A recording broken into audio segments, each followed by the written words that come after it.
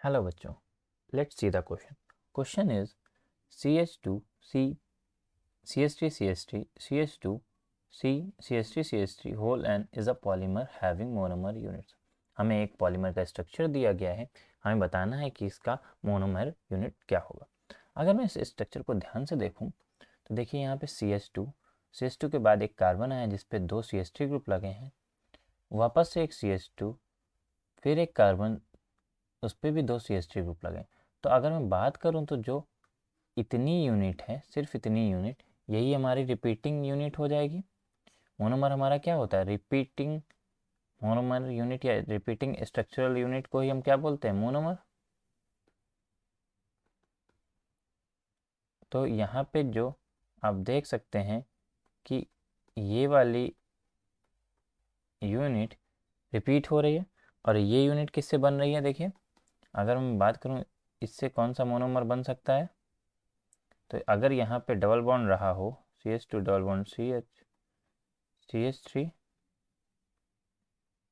CH3, अगर ऐसी unit रही हो तो इससे हम इजीली बना सकते हैं यही पॉलीमराइजेशन अगर मैं कराऊं n नंबर ऑफ मोनोमर्स लेके, तो कुछ ऐसा ही पॉलीमर बन जाएगा। उन्होंने क्या किया, इसी यूनिट को वापस से लिख दिया है ना, तो आप एक यूनिट भी लिख के बता सकते हैं कि पॉलीमर है।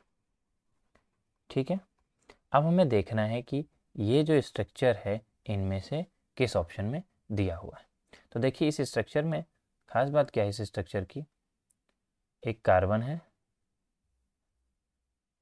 यहाँ पे, इस पे दोनों H लगे हुए हैं, दूसरे वाले कार्बन जो डबल बॉन्ड में पार्टिसिपेट कर रहा है उसमें दोनों पे मिथाइल ग्रुप लगे हुए। तो हमें ये ढूंढना है कि एक कार्बन पे दो मिथाइल ग्रुप किस पे लगे हुए।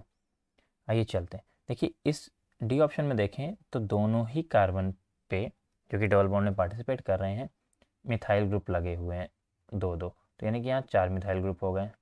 तो ये तो हमारा नहीं है ऑप्शन। सी ऑप्शन में देखिए कि एक कार्बन पे एक H ग्रुप है और एक मिथाइल ग्रुप है, तो ये भी हमारा ऑप्शन नहीं है क्योंकि हमें एक ही कार्बन पे दोनों मिथाइल ग्रुप देखने हैं जो कि डबल बॉन्ड में पार्टिसिपेट कर।